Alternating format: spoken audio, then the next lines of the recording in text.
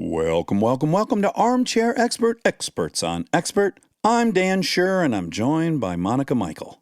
Oh, man. Like what you did there. Yeah, Michael Schur's back. Boy, do we love Mike Schur. Of course, he was the creator and showrunner of The Good Place. He also created and showran Parks and Rec. Producer on Brooklyn 999, The Office, Rutherford Falls. He has a new book out with the best title I've ever read of a book called How to Be Perfect, The Correct Answer to Every Moral Question, which is out now, so scoop it up. And, Monica? It must be noted that 100% of the proceeds of this book go to charities that Mike is involved with. And, you know, what better reason to buy the book than that? Yeah, but by the way, Also, that's it's just like, great fucking book. That's just a side note. You want it for you. You selfishly, this thing's a party. Yeah, but if you want to do one good thing for the year, it's like a great double whammy. You get to read and then you get Two birds, one stone. Two birds, one check. Please enjoy Mike Schur. We get support from Quince.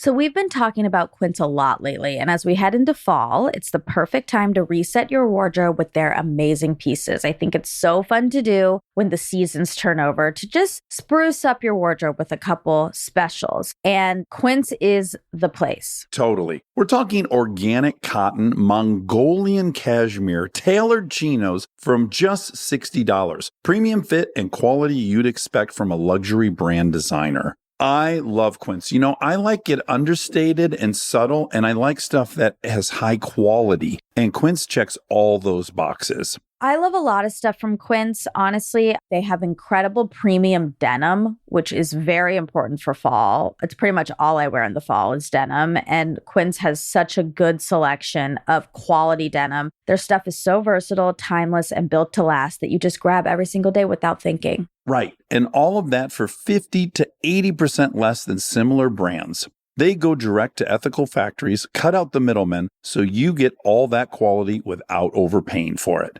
We love that. And they do way more than clothes. They have bedding, cookware, bath essentials, travel must-haves, same deal, and great quality. Upgrade your everyday. Download the Quince app for app-exclusive offers or go to quince.com/dax. Get free shipping on your order and 365-day returns. Now available in Canada and the UK too. That's QUINCE.com/dax. We get support from Apple Gift Card. Back to school is here, and for many, that means some big life transitions. Whether they are heading into a new grade or setting up a dorm for the first time, you want to give them something that actually supports their growth and success. Apple Gift Card is a versatile solution because it takes the guesswork out of gifting. It's not just about a new pair of AirPods for focus. It's about giving them the invaluable chance to choose the digital tools and subscriptions that suit their unique journey. They can use it for productivity apps on the App Store, movie nights on Apple TV, or extra iCloud storage for all those new memories. With Apple Gift Card, it's so empowering to give the students their freedom to allocate their own resources. Celebrate their new academic chapter. Visit applegiftcard.apple.com to celebrate their milestones and gift one today. He's an armchair expert. He's an armchair expert. He's an armchair expert. So the last time I was here, was it before The Good Place had aired? No, because we put you a part of Good Place Week, That's right? right. Yes, but it was still early. It was early. Oh, yeah. Season 1, definitely, right? I think Yeah. so. I was sitting there still.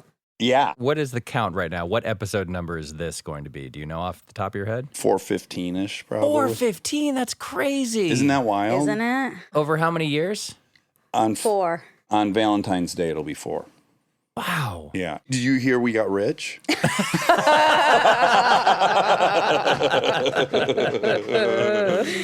Congratulations. I should have led with that. Congratulations on your rich. Thank you so much. It's made me a much better person, as you can find. As it always does. And it's actually a very dangerous proposition to even explore because it is the system.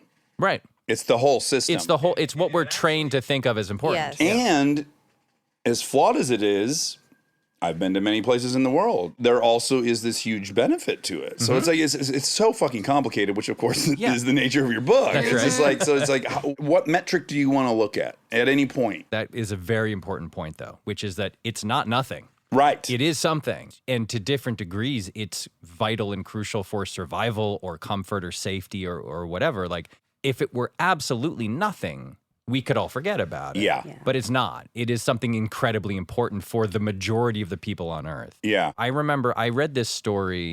You remember when Airbus came out with that A380, that giant, that the super jumbo jet? And they maybe let our guy fly it, Travolta. Did he fly? I think he might have been. It was a Qantas maybe bought the first one, and That he's sounds got right. some weird thing. wow. Yeah, Anywho. he's an airplane guy. That's right. So anyway, so they come out with this, like, it's the first super jumbo passenger jet. You can fly whatever it is, 800 people or whatever. And you can custom it. You can put a disco club in and a bar and my. whatever, all this stuff. The point at the time, and it's ironic based on what happened, but at the time it was like, this is revolutionizing long scale travel, right? Like these long flights, New York to Singapore and Auckland, New Zealand to Paris or whatever. So I was reading an article about it in the newspaper, and it was like, they just debuted the plane. Here are the companies that have ordered this plane. And it was Qantas Airlines bought 22 of them, and LL bought 17 of them or whatever. And at the bottom of the list, it's just a guy. It's just some guy. Oh, my He God. was I believe he was a Saudi oil baron or something, and fucking racist. And but he was like, he's one of the richest people in the Sure, world, sure. and he was like, well, I'll just buy one. They cost, what do they cost? $750 million. Yeah. Like, I don't have one of those. And I remember thinking, like, when you get to that level, which obviously so few people are, but when you get to that level of wealth, it literally is, there are no new worlds to conquer. I have everything. I Yeah. have Yeah. a 80,000 square foot home in the Swiss Alps, and I have Yeah. a 100,000 square foot home in the prairies of wherever, and what's left? And then this new thing comes along, and maybe this will be the thing that makes me happy, or whatever he's thinking. Yeah. And the ironic PS to the story is that plane has basically been phased out of existence. Like, no one used. They invented these smaller planes that can be more fuel efficient, that can Yeah. travel whatever. So that plane is like on the way out. It's like it's an obsolete $700 million toy. Well, it's so funny you would tell that story, because I was just with two friends on vacation, and we got to talking about yachts, and kind of like none of What us, a sentence. none of us, well, none of us knowing what the range is, right? But I just kind of threw out. I'm like, no, people build $1 billion yachts, and my friend Eric was like, I don't think they do. I don't think anything's $1 billion. Whatever. Google it. By God, a gentleman from Malaysia, I believe, has a $2.8 billion yacht. Buckle up. It has 10,000 kilograms of gold. Whatever. We did the math. It has $730 million worth of gold on the fucking yacht. It has a fucking T-Rex skull in it. We do want We that. want that. Yeah. But that's a side note. But again, yeah, you're like, you almost feel bad for this guy, because by the way, the yacht is not big.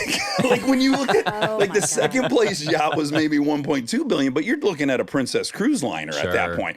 But this guy's boat was relatively This small. guy went for style over substance or whatever. over function, fashion over function, fucking T-Rex skull Oh and gold my walls. God. Yeah, I will yeah. only say that if you spend $2.8 billion on a yacht and it doesn't have a T-Rex skull, what are we doing what here? is You know what I mean? Yeah. It is a weird hitch in the human condition, and it's a double hitch when you're growing up in a Western industrialized capitalistic country, because, like you said before, everything you learn about when you're a kid is like, here's what success is. Here's what achievement is. It's get the best grades in the class, be the fastest runner in the track meet, score the most points in the basketball game. It's just a series of quantifiable hierarchies. And then it's like, get the best job, make the best salary, get promoted at that job, increase your salary, start with a small house, move to a bigger house, and keep going.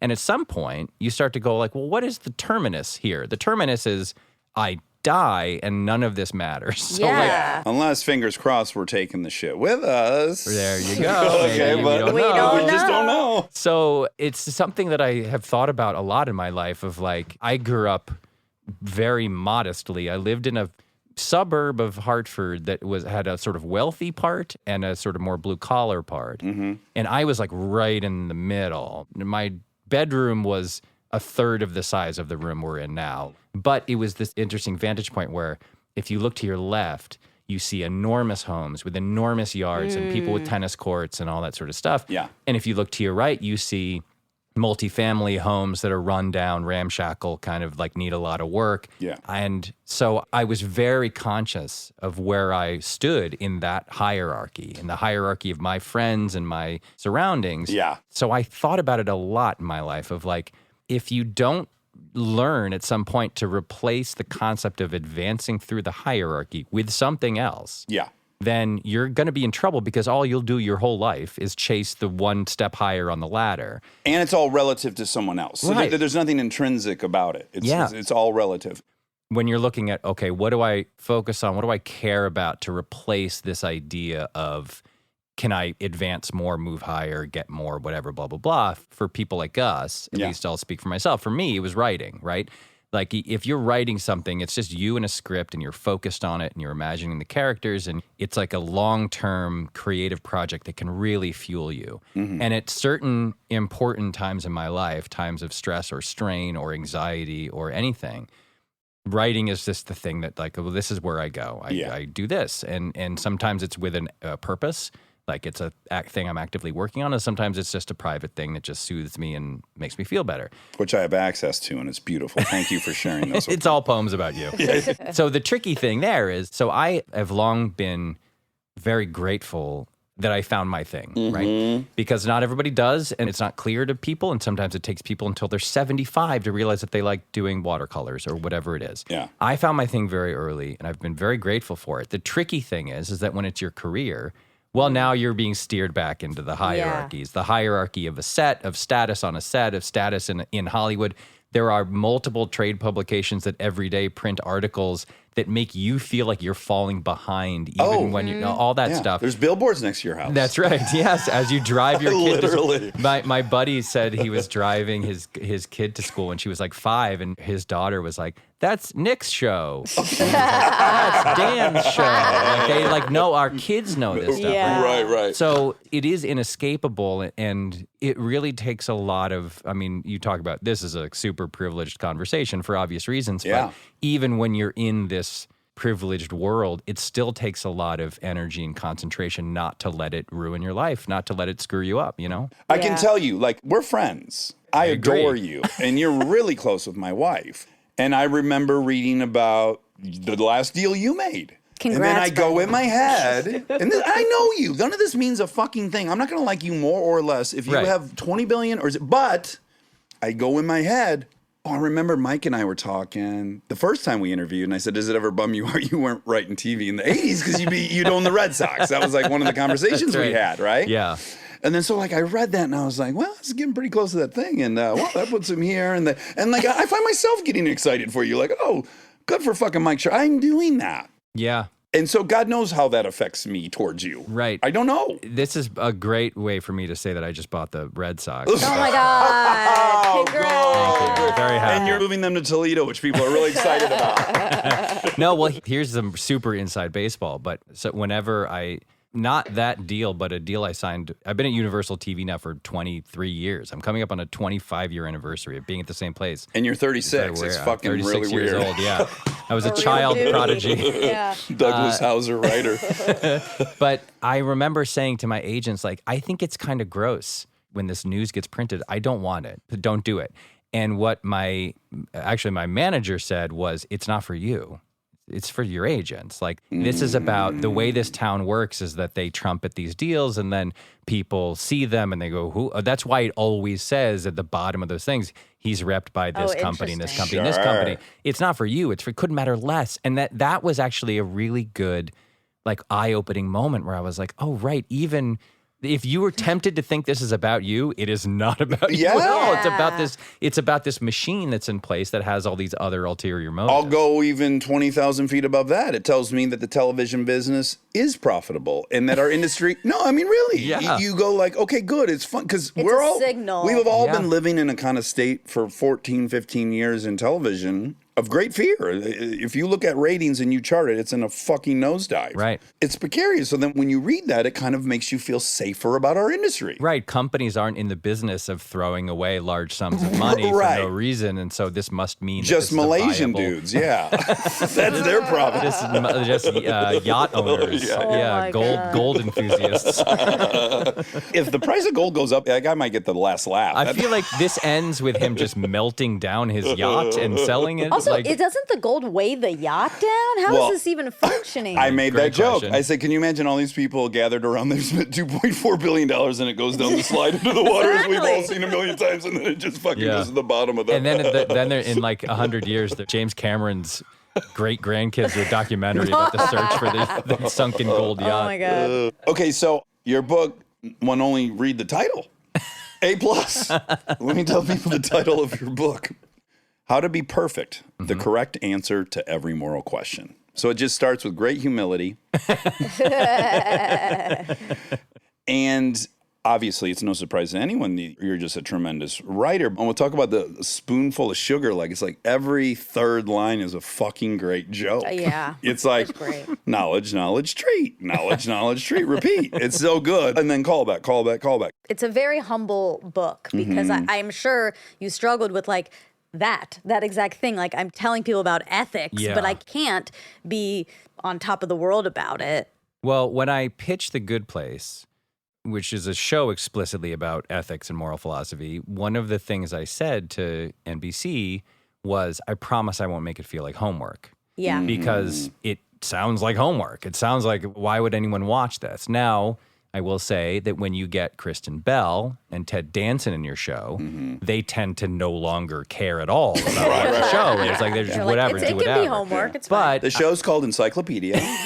And it stars Kristen Bell. and they read from an encyclopedia. Yeah. Fuck yeah, when do you want to start? So when I started the project of the book, which is like the sort of my own exit interview from the show and what I read about and learned about for the show, I had the same thought. It was basically like, if this feels like homework, no one, including me, is going to want to read it. Like, Yeah. it just can't feel that way. So when I was sort of pitching it to publishers, I used that same line. I was like, it's not going to feel like homework. It's going to feel ideally like a conversation that you're having with a guy who, if you watch the show, you get the sense like, I am as annoyed by a lot of this stuff as anyone. Like that. Yeah. And I gave Eleanor, Kristen's character on the show, I gave her my attitude toward philosophy, basically, which is like, this is so annoying. Why do these people write this way? Why is it so complicated? Why can't someone just tell me what to do? And it's like self-indulgent. It's classist. There's a whole lot of things Whole into lot. it. Yeah, And yeah. half of the people who wrote philosophy are either like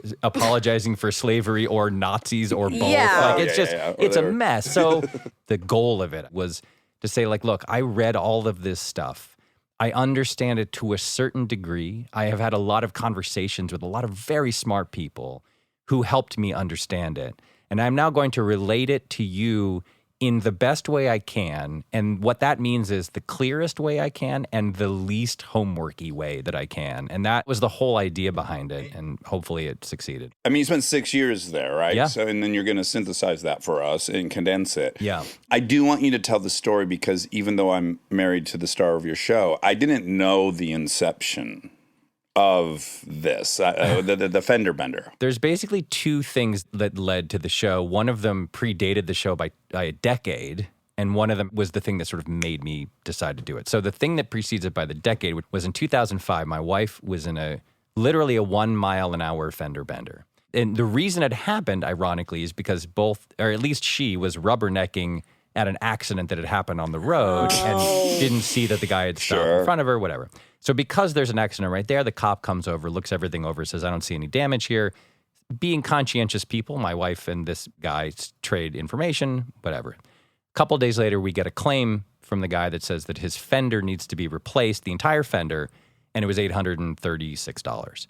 And pause for a second. This was literally during Hurricane Katrina. Sean Penn is pulling people out of the water in a rowboat as this is I happening. think that's probably true. I think that's literally We're all true. watching and Yeah. saying, "How Sean Penn get down And there?" Brad Pitt is getting ready to go down there and build houses, right? So I love the city of New Orleans. My wife and I had gone there for a vacation a year earlier, and I loved it. one of my best friends in the world lives there, and his father had just passed away, and they had to like hustle to make the funeral happen and then flee. It's something about it just, even though I'm not from there or anything, I just was like so sad about that. It really hit me hard. So I found a guy replacing an entire fender after a 1 mile an hour fender bender to be absurd. And also pause for a second. I'm not a car guy. I know you are super intensely car dude. I have never cared about cars, but to me, they're a metal box that brings you to. Okay, you've said enough about cars. Okay, so your position's very clear. Do you want me to talk about motorcycles? So I go and I look at the car, and if I got down as close as I could to the fender and shined my flashlight on the fender, I could see there was a little L-shaped scratch or indentation. I think basically you described it as a crease at one point. A crease. My wife's license plate holder had essentially just. Yeah.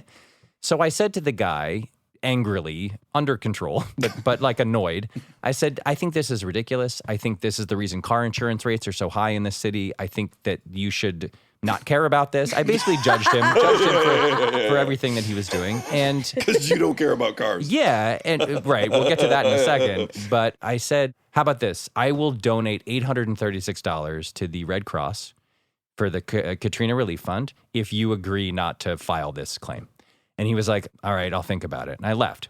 I was working in the office at the time. I went back to work. Not an office. No, the show. Yes, thank you. yes, that got a little murky. So I told the story, and everyone starts jumping in. Everyone's like, I'll add $100 to it. I'll pledge $200. I'll pledge $50, whatever. So in 30 seconds, suddenly now the amount that would be theoretically donated to the Hurricane Katrina Relief Fund if this guy doesn't fix his bumper is like $2,500. But this is the early days of the internet. So I start a blog. I tell the story. I don't name the guy. I don't put up a picture of his car or his license plate or anything, which I later very much was grateful for. But I told the story, and the first time I was aware of the concept of something going viral. Yeah. Mm-hmm. So pledges come in, emails like, I'll give $25, I'll give $50, I'll give $100, whatever. In 24 hours, it was at like $15,000. No. I got phone calls from NPR and Good Morning America and all these places. It spread like wildfire. And now at this point, one day in, I'm thinking, I am a genius. Yeah. Because first of all, I'm raising all this money for charity. It's an incredible move by me. Mm-hmm. And second of all, I am like righting a moral wrong, which is that people care about their cars too much and the people's value systems are upside down and blah, blah, blah, blah, blah. After 2 days, it goes to, I think, $27,000. I'm home with my wife. I'm excitedly telling her about the latest developments. And we both... She actually said at first, she was like, this is wrong. And I was like, yes, it is. It's bad. Why is it bad? What have we done? Why is it wrong? And she was like, I don't know, but this is wrong. Like it hit us at exactly the same moment. And I started to panic. Like I've never had an actual panic attack or anxiety attack. But well, can I just add, this is completely out of your control at this point. The horses are way the fuck out of the barn. Yes, people are waiting for me to get back to them to schedule national news interviews. Sure. Oprah wants to talk about this. So all that night, I stayed up until like 2 a.m, and I was just Googling or probably like Yahooing, like basically trying to figure out, what am I doing wrong? What is this? Yeah. The next day, I looked up a bunch of philosophy professors because I was like, I think this is a philosophy thing. And philosophy professors, it turns out, love talking about philosophy. So like I sent like unsolicited emails to random people like UCLA and Stanford and Boston University. I basically Googled or researched like anything that I could think of that seemed close to this, like about shame or about public humiliation or whatever. Found people who had written about that and reached out to them. I ended up talking to like 4 or 5 different people, and they started to walk me through what was happening. Like, here's what Aristotle says about shame, and what you're doing actually might be good because Aristotle says that a person who has no sense of shame has no sense of disgrace. And I was like, well, that's interesting. Okay. And then someone else would go, no, what you're doing is wrong because the moral calculation you're making about solving the issue that arose has nothing to do with Hurricane Katrina. That's an entirely separate issue. You can't conflate these things. And if you did, we would be living in a world where every time there was a dispute, about something small, the person who had caused the injury could just say, how dare you care about this when there were people starving in sub-Saharan Africa? And that world would be madness. We live in that world, but continue. That's true. Yeah. Right? That's what I write about in the book. It's like, this is the world we live in. Yeah. The world of whataboutism is running rampant right now. At the end of the day, I was like, I land there. One of the philosophy professors actually said, I explained the whole thing, and he said, like, this isn't a philosophy question. You're just being a jerk to this guy. Like, you don't need philosophy to tell It's you just not to be a jerk. self-righteous. It's just Yeah. you're being a jerk. Yeah. And Interesting. he actually used the word jerk, which was for great. him. wow. Yeah. So Sometimes we need to hear that word. yeah. It's so much more powerful than like asshole. Like, Yeah. oh, I'm being a jerk. Like, this sucks. There's an intention there. If they want to hurt your feelings, they'd call you an asshole. Right. But if they just want to tell you what's happening, you're a fucking jerk. You're just a jerk. Yes, You're being a yes, jerk. yes. So I was like, I got to face the music here. And I called the guy. By the way, he knew none of this was happening. Oh, He's wow. completely in the dark. So I canceled all of the interviews. The only one that I couldn't get out of was one I had already done in the middle of my panic and spiral.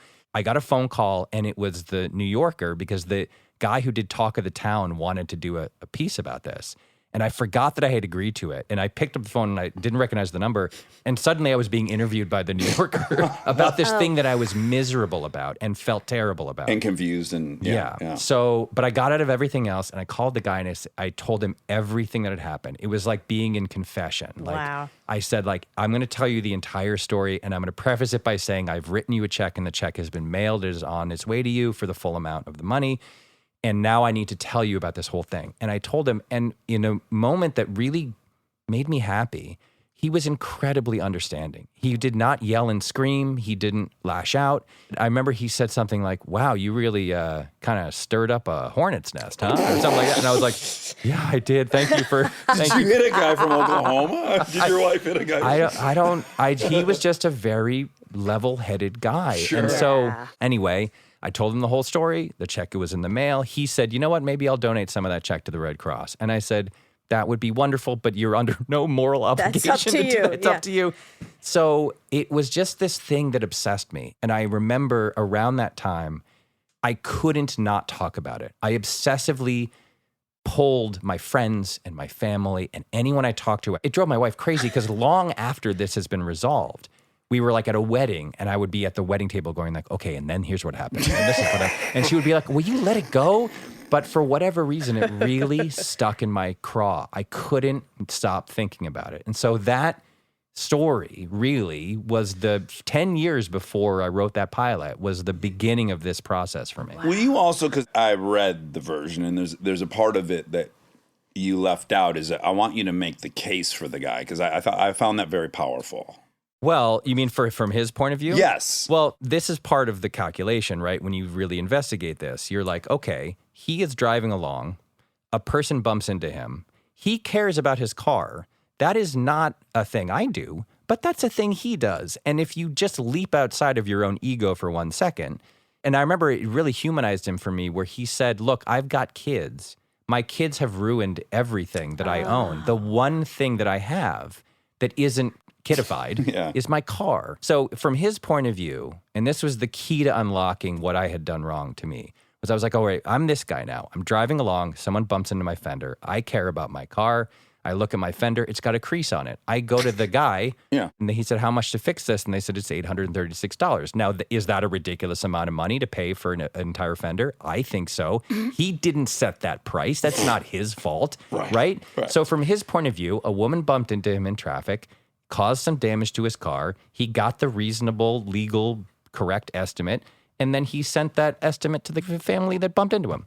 And as soon as you leave your own headspace and like what I think of the world, what I think of Hurricane Katrina, what I think of car culture, what I think about insurance rates in Los Angeles, California, whatever, and you jump into that person's point of view, suddenly the idea that someone wouldn't just pay for the damage becomes outrageous, because it's what did he do wrong? Exactly nothing. And so much of the show, and then so much about this book, is about the places in the world where human beings just mill around and then bump into each other in these tiny ways. It's not the big picture stuff. Everybody knows that you shouldn't murder people or commit arson. That's not hard to figure out. What I really tried to do with the show was to say, like, when you share the earth with other people and you mill around and you bump into them in a bunch of different ways that are usually pretty mundane and not that exciting, that the key to understanding them is to get outside of your own perspective, see the interaction from the other person's perspective, and then say, all right, where do these two things meet? How do we reach a reasonable compromise? How do we both act in a reasonable way to just soothe this, to just make this little bit of friction Mend it. a little smoother? Exactly. Like repair this tiny wound and then go about our days like we were before. Yeah. So that's really the origin story of The Good Place, and it's also the origin story of the book. That's such a great story. I isn't know. it? And then there was another incident. Well, this is when you killed the guy. Though. Yeah, I committed arson. Yeah. And Yeah, I but already yeah. know about that. Yeah. You didn't really know that he was learning Zippo tricks, where you can pop that thing open and click it. Tricky. Stay tuned for more Armchair Expert, if you dare. We are supported by Auto Trader. All right, if you've been putting off car shopping because it sounds like a whole thing, buying your car online on Auto Trader makes it way easier, really. You can shop tons of cars online, compare prices, check financing and trade-in options, all from wherever you are. And if you want to start online and go to the dealership for a test drive, you can do that too, really. What I like is the flexibility. Start online, finish at the dealer, or the other way around. Your info stays with you, so you're not starting the process from scratch. Plus, you're working with local dealer listings, so you've got real people helping behind the scenes. And when you're ready, you can pick up your car or have it delivered. Really. Buy your car online on Auto Trader. Really. This episode is sponsored by BetterHelp. You've heard us talk about BetterHelp for a while, but I don't know that we've ever talked about how much people love this service when they use it. BetterHelp has an average live therapy session rating of 4.9 out of 5 based on over 1.7 million client session reviews. And you can check out the reviews yourself at betterhelp.com/reviews to see how much they love BetterHelp. Knowing that kind of service feedback from real people speaks for itself. I'm a huge proponent of therapy, as we've talked about before. I've learned so many things about myself that I believe truly only an outside, objective person could help me come to. BetterHelp makes it easy to get started. Answer a few questions, get matched with a therapist based on your needs, and switch therapists at any time if it's not the right fit. See the reviews, see what stands out, and see if BetterHelp is right for you. Visit betterhelp.com/Dax. That's betterhelp.com/Dax. Thank you to our presenting sponsor, HP, for supporting this episode. Parents, you've got enough on your back-to-school list right now. Ink cartridges do not need to be on it. They just don't. The HP Smart Tank printer uses a refillable ink tank and comes with up to 3 years of ink included. It's the last printer you'll ever need. To learn more, search HP Smart Tank. This episode is supported by Helix. All right, let's talk about something we both really care deeply about: sleep. It's the most important thing. I've had my Helix mattress for years now, and I genuinely think it's one of the best investments you can make for your home. Mine still feels just like it did when I first got it. Well, that's the thing. It's not one of those mattresses that caves in after 6 months. These things are built to last. And I'm a side sleeper. I ordered a side sleeper and I get hot, so I have cooling. And I can't tell you how much more comfortable it is to be in there not sweating and tossing and turning. Cooling is really important. I've read that you're supposed to sleep a little bit cold. So I also have cooling. And they have over 20 models, so it's not a one-size-fits-all situation. You just go take their quiz and they match you to what actually works for your body. Plus, they've got cooling upgrades, which heading into summer, non-negotiable. Truly. Go to helixsleep.com/armchair for 20% off. That's helixsleep.com/armchair for 20% off. Make sure you enter our show name after checkout so they know we sent you. helixsleep.com/armchair.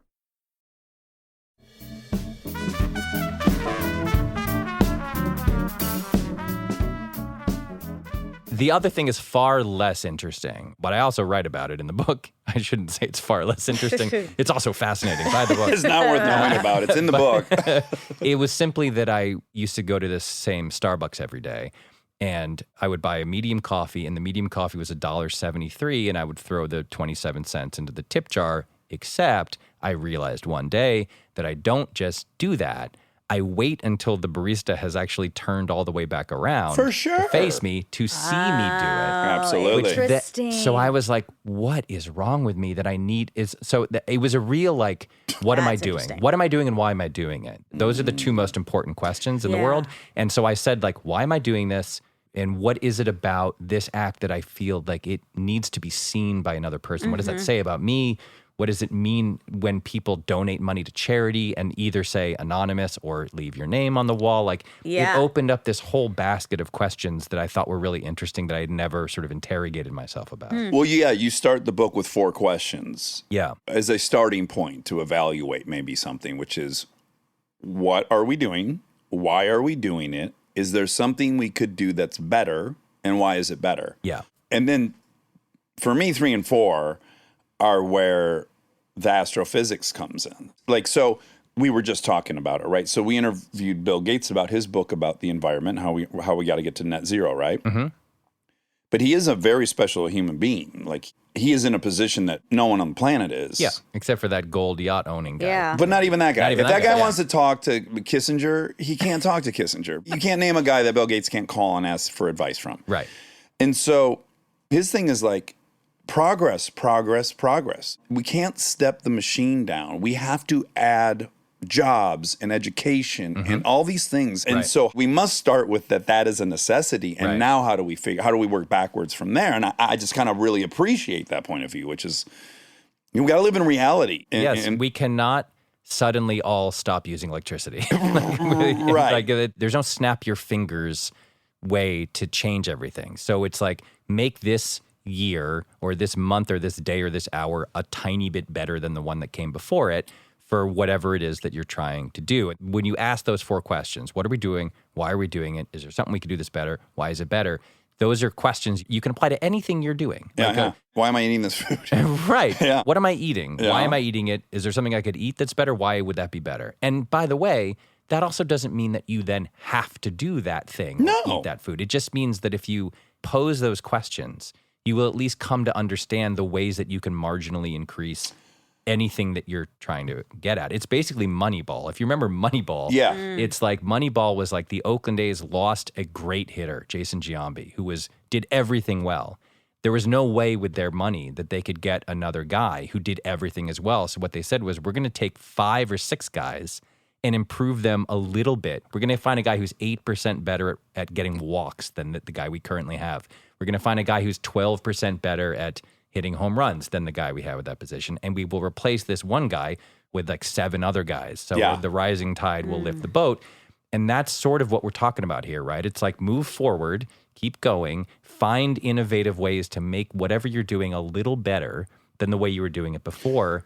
That's the path. Yeah, and I think one of the conclusions is a tenet that we share, which is in my pursuit of happiness, I have learned that the only person I'm allowed to compare myself to is a previous version of myself. It's the only relevant thing for me to ever compare myself to. And if I can remind myself of that and try to live that way as much as I can, that's my best approach. I don't know. Well, that's escaping the hierarchy. You're replacing the potential external hierarchy of success with just measuring yourself against yourself. And that's a much healthier way to try to judge how you're doing in anything. Yeah. In your career, in your happiness, in your marriage, whatever it is. If you compare yourself only to yourself and you say, am I better right now than I was, or am I worse than I was? Yeah. That's a healthier approach, I think. And that's a good way to do it. But it gets kind of existential because it's like, what does better mean? Sure. Is it happier? Is it safer? Like, what, it's tricky. and that's where some of this stuff breaks down, right? Yeah. And the part of the project of the book was to say, look, the point of the title is to say it is impossible. Yeah. Right? Yeah. It's not. It's a fool's errand. It's a fool's errand to even consider this. In fact, there's a whole chapter in the book. This woman named Susan Wolf wrote this wonderful paper called Moral Saints, where she imagines what it would even look like to be a perfect moral avatar on Earth. She's a wonderful writer, and she basically points out and explains how it is both impossible and a terrible goal, because the kind of person who is in theory perfect is super boring because it can't ever make a joke that might offend anyone or say anything, and also is constantly abandoning projects in favor of trying to complete projects that might be better or create more moral good. So you're not also spending any time learning how to cook, or playing tennis or hanging out with your kids because you're making this moral calculation of like, I could be doing more good than the good I'm doing right now. And that person becomes annoying and boring. So and like, not content. yeah, miserable. Yeah. Exactly. It's self-defeating. Yeah. And I'm going to add to it, useless to everyone else. You know what story I love about yours? That you fucked up that whole bumper incident. Right. That's how I can learn from you. You stand on a stage fucking holding an Emmy. I don't know what the fuck. Oh, cool. I learn from people's failures. I learn from my failures. Of course. And that, when embraced in the right way, is incredibly powerful. Yes. That's why all these 12-step groups work. It's why the first step toward progress in any way, shape, or form is to examine a failure. It's the only way you do that. Like if you are born into a world somehow where there is no friction, no pain, no suffering, no ability to fail, then you will never learn what You can't the grow. difference is. There's You no can't need to. grow. Yeah. Exactly. People It's don't grow as a hobby. People grow generally out of necessity. of course. Yeah. Yeah. The thing I write about, literally in the introduction of the book, is you're going to fail. We're all going to fail. Even trying your hardest, you will fail constantly at whatever it is you're trying to do.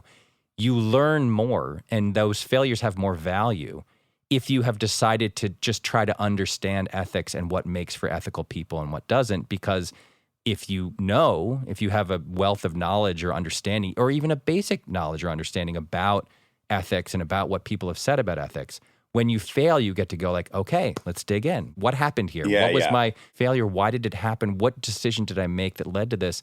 Replace shame with curiosity. Right. Yes. Because shame does not lead to much growth. Shame is a good like punch in the gut, though. I think guilt, as we would define it, and obviously this is a semantics thing, but as I would define, guilt is I did something terrible. Right. And shame is I am terrible. Right. And I am terrible is not a place that's going to benefit anyone. No, and the way I talk about the difference between shame and guilt too, to me, there's also a public-private thing going on. Guilt is you're alone in your house and it's dark and you're like, oh God, I feel so bad. Shame is like you're walking through the streets and people are throwing tomatoes at you and they're literally saying, it's like in Game of Thrones. Shame, right? Yeah. So the amount of guilt that I think can help us, I believe you're right, is higher than the amount of shame. People tend to recoil from shame and get angry and lash out and get defensive. Guilt is like you're sitting with yourself. You're confronting a sickness in your own stomach that you just know is just you feel bad about what you did. Well, you can confront the guilt of that situation you created with the guy. Right. That there are actionable steps. You did them. You called the guy. You told him everything that happened. There are no actionable steps for I'm a piece of shit.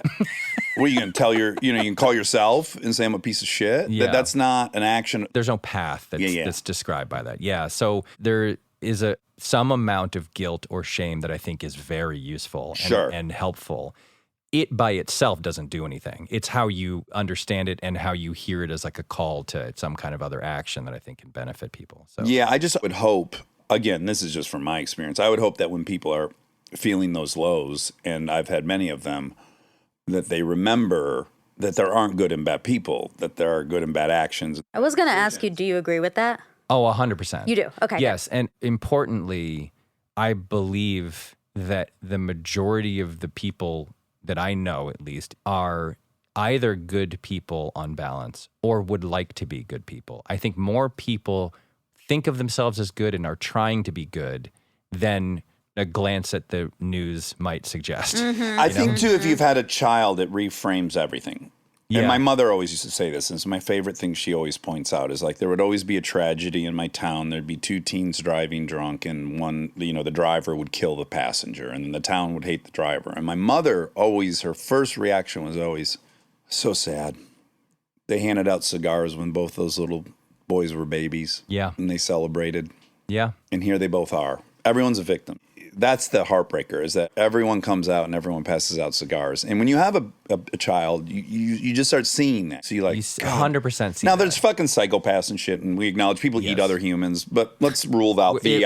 Slicing off the far ends of the bell curve in terms Yeah. of people, yes. And I think also importantly, we're not all running the same road race here. Like there are people who are born into much tougher circumstances than some. There are people who are born into much easier circumstances. This is a thing I talk about in the book too, is like I was born a white dude in America. Both my parents went to college. We could go to the doctor.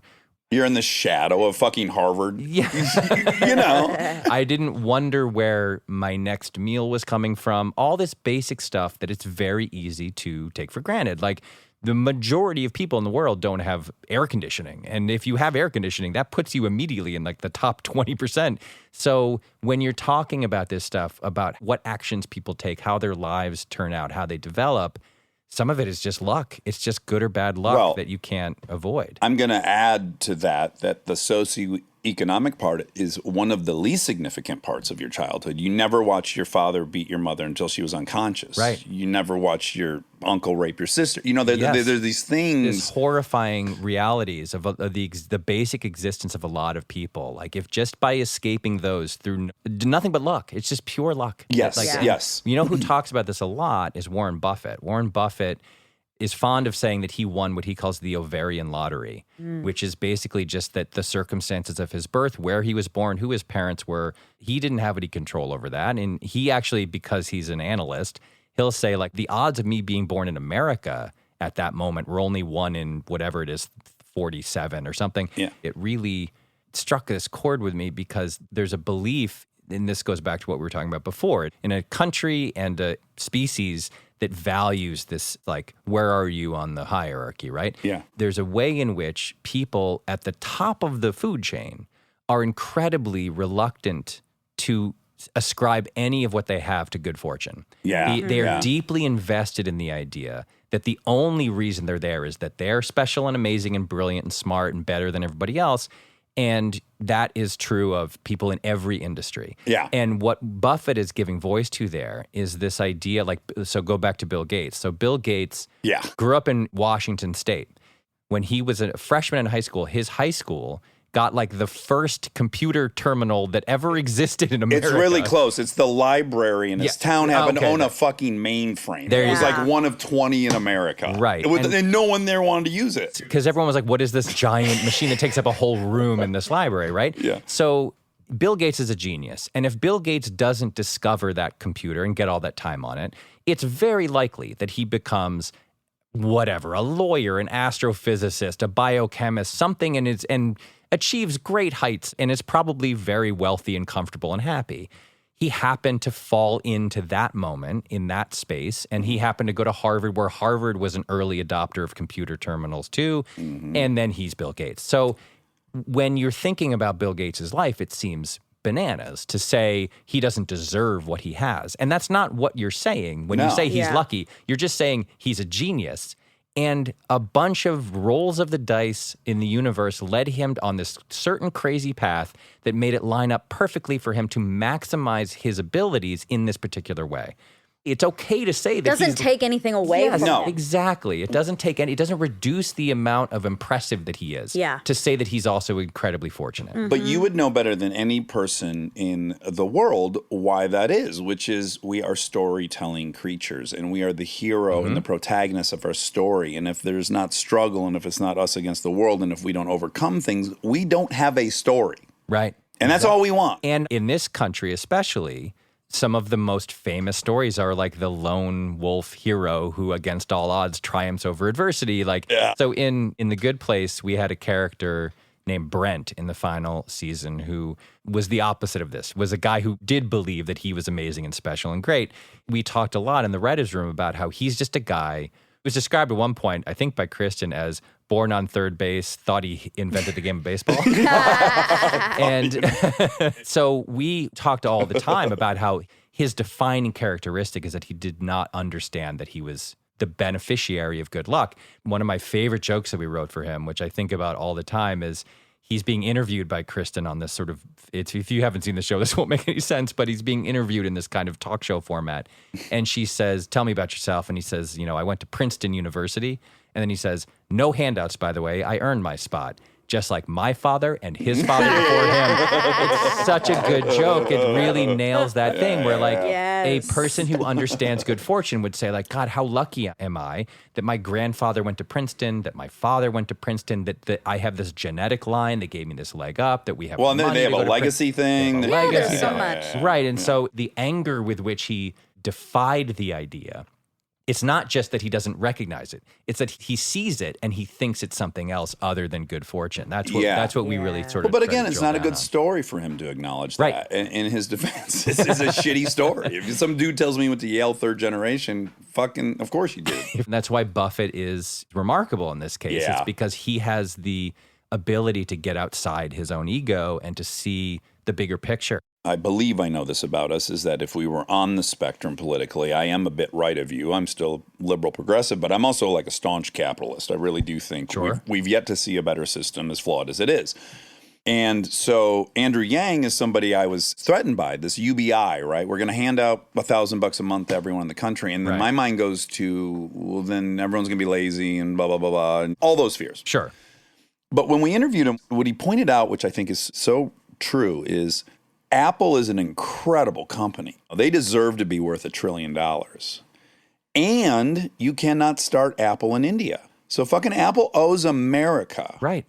Apple owes America a good chunk of that because they could not have done it. That system that we have, that we all pay for, the social contract, that is the system by which they started this company that is that powerful. And that does hold for me. It's Yeah. like, you got to pay what you received. Well, forget about Apple for a second. You and I couldn't do what we do in India. We couldn't do what No. we do in a large number of countries. There are very few countries where we could make a living, a good living, an incredible living by Shooting any the standards. shit. Yeah. This podcasting or writing for TV. It's so unethical. And so I think Talk about luck.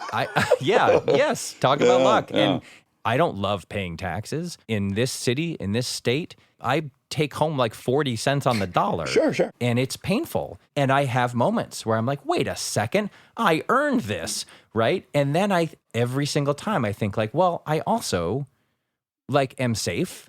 And the streets around me are pretty safe. And And when Universal says they're going to pay you that money, you have a recourse if they don't. If they don't, there's a government that will enforce I'm part of a labor union that will help me if there's a dispute. There are also public beaches here that are among the most beautiful and incredible vistas you've ever seen in your life. Yeah. That I can go to literally whenever I want. And your shows are largely great because of you, and largely great because of Steve Carell and fucking Kristen Bell. and 100 other people, Yeah. 100, 500 technical masters who Yeah. are making props and costumes. And by the way, those people need firefighters and police officers and paved roads to get to work every day. And Yeah. so if I have those instincts, and I do from time to time, I then run down a really quick checklist of what I get for my money. And look, government in many ways, state government, local government, federal government, are there wild and embarrassing inefficiencies and waste? Of course there are. Also, my line is, I want to contribute. I've gotten way, way, way more than anyone should get Right. for a share. Right.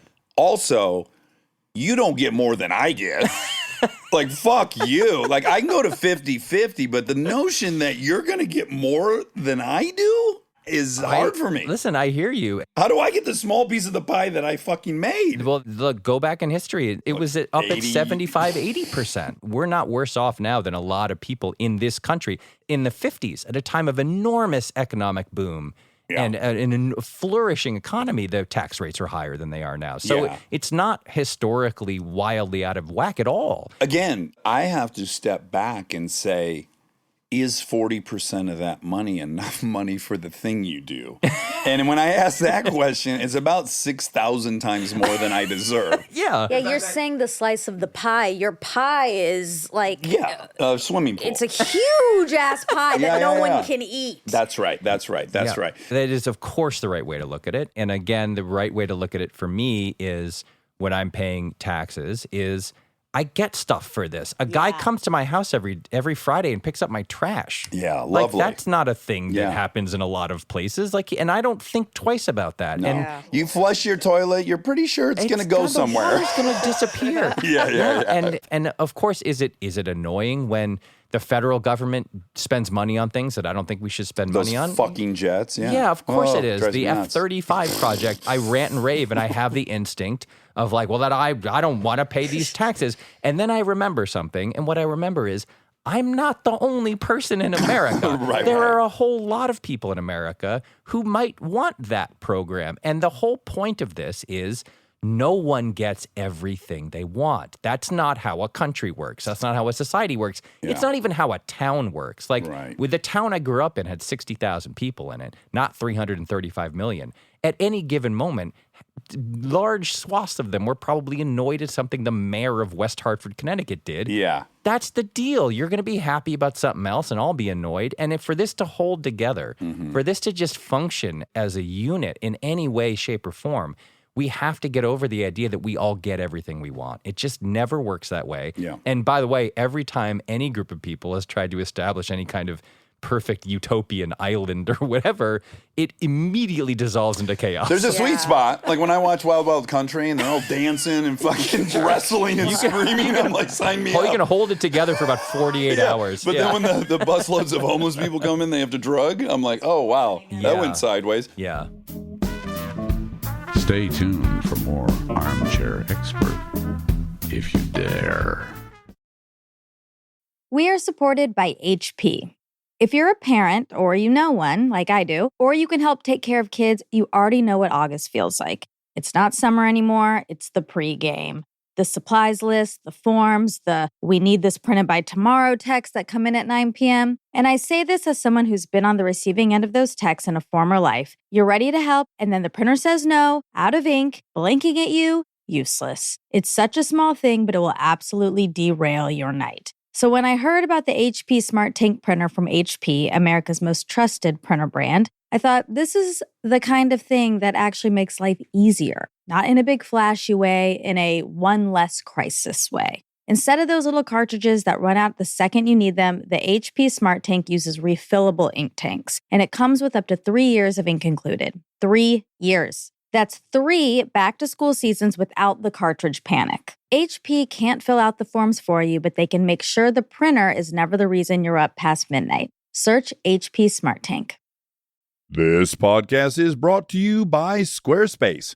We've talked before about Rob building our website on Squarespace, and I bring it up again because it's a perfect example of what they do well. Rob had all the pieces, the content, the vision, the ideas, but he needed something to actually take all that and make it public facing. And Squarespace was that bridge. Maybe you're in the same spot. You've been developing something, a business, a skill set, a body of work, and it's been private. It's been yours. But at some point, you're ready to put it out there. And that transition from private to public can feel like a huge leap. Squarespace makes it feel like a step. Beautiful templates, built-in SEO, email campaigns, scheduling, analytics, everything you need to go from "I've been working on this" to "here it is, come find me." All in one place, no code, no stitching together a bunch of different tools. So if you've been sitting on something and waiting for the right moment, this might be it.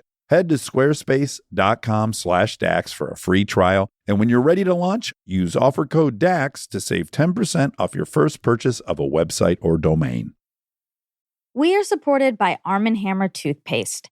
I feel like so many parts of our lives have gotten a little overcomplicated, including toothpaste. There's always some new ingredient, new promise, new thing you're supposed to suddenly care about. Arm & Hammer baking soda toothpaste keeps it simple. Powered by baking soda, a time-tested ingredient you already know and trust for a clean you can actually feel. It removes up to 3 times more plaque in hard-to-reach areas compared to a leading toothpaste, and it gently whitens. And if you hear baking soda and think, wait, is that gentle enough? Arm & Hammer is actually a less abrasive toothpaste, and it is designed to protect enamel. Myth busted. It's also the #1 dentist-recommended baking soda toothpaste. I am a broken record on Arm & Hammer toothpaste. I love it. I've been using it for years and years. My dad first introduced it to me, and I've never gone back. I've also gotten a lot of people on it, and once you go to Arm & Hammer, you won't regret it.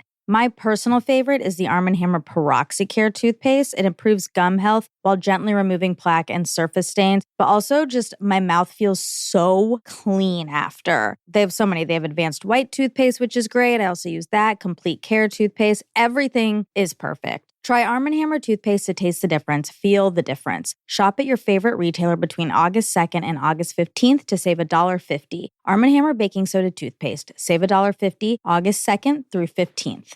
This episode is brought to you by ServiceNow.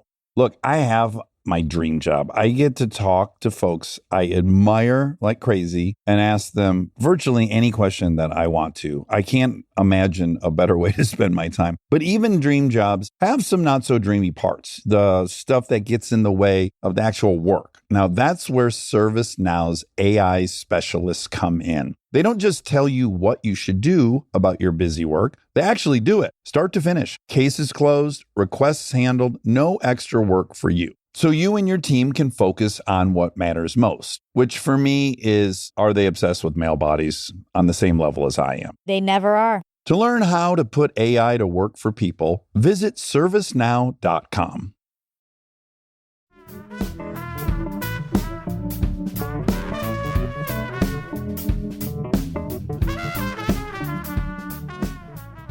This will make Monica nervous, but I would like to take this really pleasant and productive conversation in a very interesting direction. Uh-oh. But Okay. I want to start by Adam Grant taught us this fun thing that's been useful for Monica and I, which is when he wants to have some playful debate with people, he first has learned to say, "Do you want to dance?"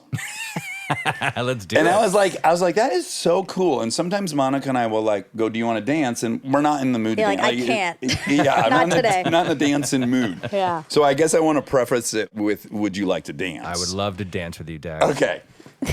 This is gonna be a lot for you. Great. I've been with Kristen for I guess 15 years or something like that. Oh no, she's in love with me. Oh, yeah. This You is can how all it's dance coming out? together. Oh no, Dag, I did nothing to encourage this. She is in love with you. What a Yeah. funny joke for him to make. Okay, so in the 15 years, I have so many character defects. I mean, it's endless. I'm a very flawed human being. Sure. I am not a jealous person. I was gifted somehow with an arrogance in relationships that I'm just not that worried. I don't think about it. If you're going to cheat on me, you're going to cheat on me. I'm not spending any time. I know for sure if I'm worried about it and I start getting jealous, I'm going to drive you to that position. That's just always been my It's a stance. great superpower. I have been jealous of a single human being in 15 years. Who's that? You. Get out of here. Yes, 100%. You're a soft spot. Yeah. Are you serious? I'm saying that with someone who, like, I love you. When I go to your house and I get to talk to you, I feel grateful. Like, I love how your brain works. I love how articulate you are. I want your approval. Like, I really, really look up to you. I love every time we interact. And I know you have something I don't have that my wife loves. And it is, in general, I'm not philanthropic. There's a lot of things I'm not morally and ethically that she is. And she holds you to be on the very peak of that. You are someone she admires in a way that would probably blow your mind. I mean, the way you work with people and the way you're a leader and in your benevolence and your commitment to not being misogynistic and your commitment to this and this and this and I want to fucking puke at some point. It's like, this guy, fuck this guy. This is horse shit. He wants to fuck Angelina Jolie. Like I've said out loud to her, this is horse shit. And what's really funny about it is like, of course you would be the person I would, like, let's just put it this way. I do believe if my wife would have had a little brief affair with T.I., I don't think she's ever coming home and telling me she's moving into T.I.'s house. I don't have one fear that that's ever going to happen. Sure. But there is a double-digit percentage that she comes home from work and says, Mike and I have decided that we would like to be together. That is the most plausible person I've ever met in her orbit that would be plausible. This is both incredibly flattering and also a little creepy. Sure. Mostly flattering. I hope your wife's hot for me because this could really work out. So it's philanthropy is a part of this specifically? Like, Well, let's put it this way. Like the first time you were on, you and I got into a little debate over Andrew Dice Clay. That would sum it up perfectly. Like I have a position on that that's different than Than yours. mine, okay. And then, although she loves Andrew Dice Clay, you'd be disappointed to know. But in general, that type of thing, right? She would be aligned with you, and I'm probably more aligned with other people. gotcha. Right? Well, yeah. And I can't be that. I'm not going to be that. Like, nor should I be. Our wives, our partners are these people with 10,000 interests. And at best, you could hope to give them 70% of what they're looking for. You know? And it is very clear to me that 30% that I will never be able to give her is the 30% that she adores about you. Right. So it's an interesting dynamic, and it has made me at times defensive. Monica, why don't you take over? No, go ahead. You're doing great. Okay, great. So you write this book on philosophy. My wife doesn't fucking read books. I don't care what she tells you. She listens to some She's shit. never read a book besides this one. So your book comes along, and boy, she is flipping through that fucking book. She's reading it to the kids. She is reading it to the kids at night. It's like the King James Bible has just been fucking printed, and she's reading it. And so my first reaction to that, with full disclosure and honesty, is fuck this guy. I can disprove everything you like about this. Sure. Defensively. Right. And so in doing that, I prepared a few arguments. Great. Okay. But I want to own that I don't even believe in these arguments. I'm going to make. I'm trying to set this up in a way that's like as transparent as it could get. Listen, before you give me them, and I can't wait for this. Okay. The only way that any intellectual discipline ever improves is by stress testing it like crazy. Like that's what you have to do. This is what people are constantly doing is they're bringing up, what about this? What about this? What about this? It doesn't matter if you believe it or not. It's stress testing these theories is the key to making them better. Yes, and now I want to own one other insecurity that you trigger in me, which is I was dyslexic, didn't learn to read for a long time. Sure. I've always felt stupid. You went to Harvard. You're a very respected writer. People hardly know I write. There are other things Right. that I get insecure about with you. But with that said, would you like to dance? Let's dance. Did you like that setup, or do I need to apologize? No, not at all. I thought it was good. When we had BJ on, and at one point you came up, or maybe I brought you up for a second, and I was like, well, Dax is really insecure around Mike. and then you like stopped me from continuing, and BJ was like, well, everyone's insecure around Mike. Yeah. Okay, so here's a line of your book I love. Yeah. Failure is guaranteed. In fact, even getting like a C+ often seems hopelessly out of reach, all of which can make caring about what we do, or in the modern parlance, giving a crap, seem pointless. Okay, so this is my thought, and I have to read it because I don't think I'll be able to concisely say it. And I don't ever read out loud my own writing, but I'm going to read it out loud to you. I want to add the layer here that if the majority of adults you live among are not engaged in the social contract, that in fact most people are in breach of it, is it even responsible to make yourself the martyr in support of a principle that doesn't exist? What I'm arguing there is, or what I'm saying there is, it's a temptation to give up, right? The temptation to give up is because we fail so often at trying to do the right thing, whether because we just blew it or because there was some unintended consequence to what we did. So you're saying if you're in a world where, big or small, where no one is caring, right? Then what is the value of caring yourself and trying to actually do the right thing? And literally failing in the system because that's not how the system actually works. It's a theoretical principle you've decided to commit to that isn't based in reality whatsoever. And this is, again, I'm going to own it right now. Even though you didn't grow up rich, I have this class thing with you because of Harvard. Oh, okay. Okay? Sure. And I have a big chip on my shoulder, which I'm really, really trying to confront because who am I fucking kidding? I'm the guy I hate. So I recognize that. But there is part of me that looks at you and says, yeah, the parents you had and the siblings and the community you had, this is a belief you can hold. And it's a belief of great privilege. And I would argue that the family I grew up in and the town I grew up in, it's fucking horseshit. And if you play that game out of the principle, you will not survive. So the morality question is a really lofty bullshit question. Sure. No, look, there are a number of people who write about exactly this issue. And one of them is quoted in the book.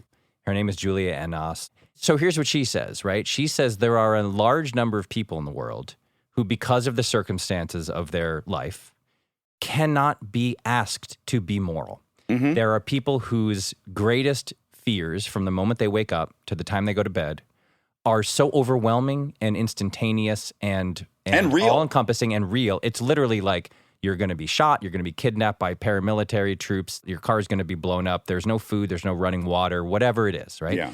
And what she says is we cannot ask them to care as much about this as we do. It's unreasonable. It's a luxury. That was going to be another one of my points. Yes, it's a huge luxury. It's an enormous luxury. And I do talk about this in the book. And the thing that I say is basically when you're doing any kind of moral accounting of a person's life, I should be held to a far higher standard than a lot of people out there because I don't wake up and wonder if a mortar shell is going to land on my car or my house.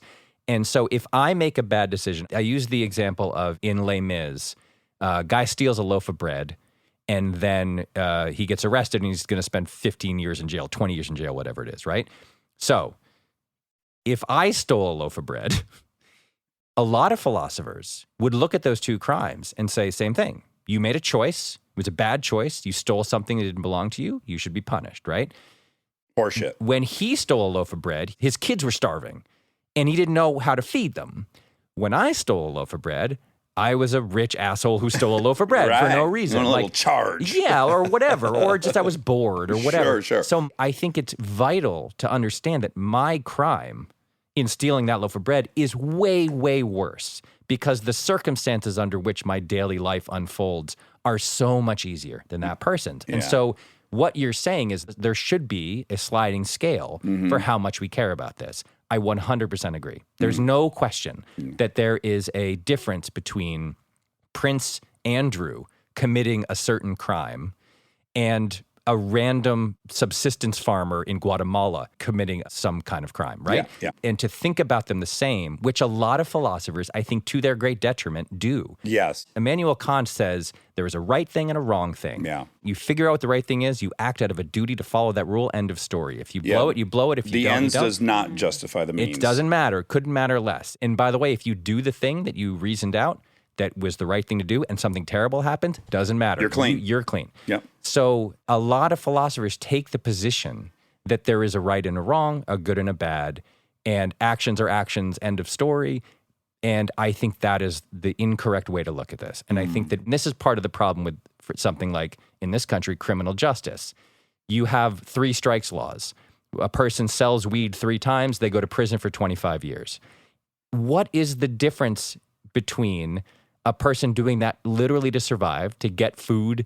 It's the literal only job opportunity in the community they live in. Correct. Yeah. And a rich dude who goes to Yale and whose dad owns 7 businesses and is doing that just to make a little extra cash on the side. You cannot tell me those crimes are equal. Right. So if you're saying, and I think you are, that context matters. Yeah. 100%. I mean, more than almost anything else. Yeah. It's the problem with certain philosophical beliefs is that they are arguing in this abstract universe where it's just about these rules we can discern and call down from the ether and then institute on Earth. Earth is a messy, weird place, and no one's lives are exactly equal. And to not take that into consideration, I think, is a huge failure of a lot of philosophy. And I also recognize the enormous logistical issue with trying to rule society that way. Of course. I mean, what the fuck does a court case look How do you like? make rules that take all those things into account? You're making one rule. When you pass a law, that rule applies equally to you and me and also to an unhoused person who's living under a bridge on Vine. Yes. And that is a really dicey thing to do. And so when it comes to the law and justice and philosophy, all these things, to me, the biggest deficit that we have when we apply these things is understanding context. I think it's the number one thing that should improve. That was an awesome answer. Do you like that? You're horny, right? Yeah. Fuck. No, I was. Both the women in my life are in love with me. But you know what's even more fucked up is it's not even that the person who has to feed their family has the same repercussion as us, which is already a problem. It's that we don't even have a repercussion. Right. Nothing So bad it's- will happen to me if I steal a loaf of Yeah, bread. so Not it's one even thing. so skewed the Yeah. opposite way. Yeah, I mean, the justice system is uniquely bad in this country for exactly that reason, which is not only that context has been largely removed, but actually, for various reasons, institutional racism, a bunch of other stuff, the laws are actually more punitive Exactly. for the people in the lower should be degree of given latitude grace. and understanding. Yes. Yes. And that's where it really gets rough and why Biden took it on the chin for supporting the laws that he supported when he was in the Senate in the 90s. It's because those laws did more to rip communities open and destroy them than almost any other. There are You've people got in a double-digit percentage of black males who grew up with a father in prison. Right. There are people who are still in jail with 30-year sentences for selling weed. Weed is legal. When I drove over here, I passed 110 billboards. Sure. Companies that will come to my house. In between the shows that are on the air from your rivals. That was a great answer. This is one I don't believe in. Okay. But I'm going to make the Great. case anyways because I bet someone else might think this. Evolution and our natural world that you may think we have transcended does not reward, favor, or propagate morality. It has but one singular truth. The animals and trees and people on this planet are survivors. We are the product of the selfish genes that provide to be more fit through natural selection or sexual selection, period. That is the only true reality we know.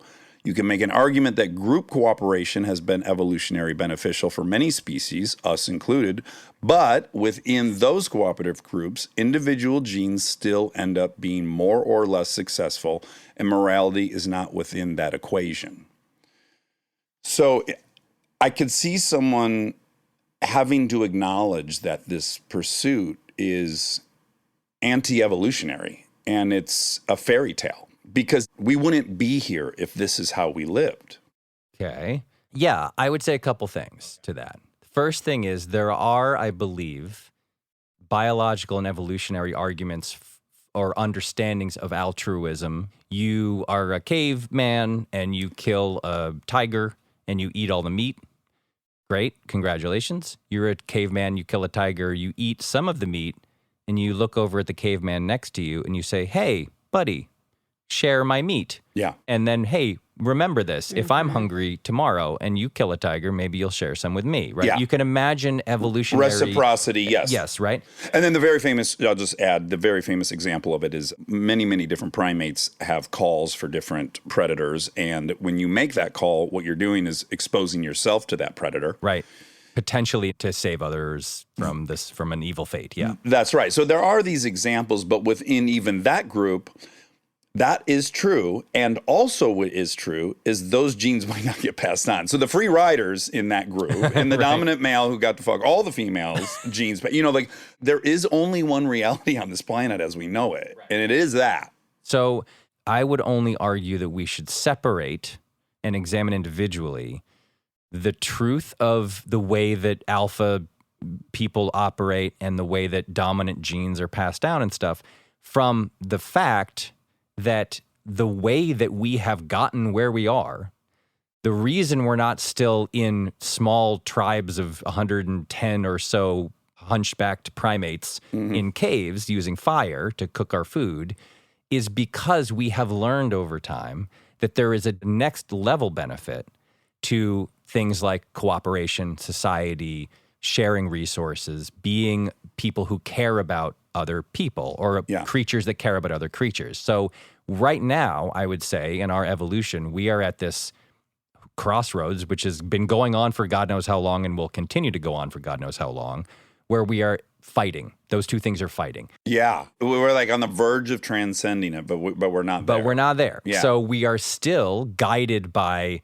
alpha, superiority, hierarchy, all that stuff we were talking about at the beginning.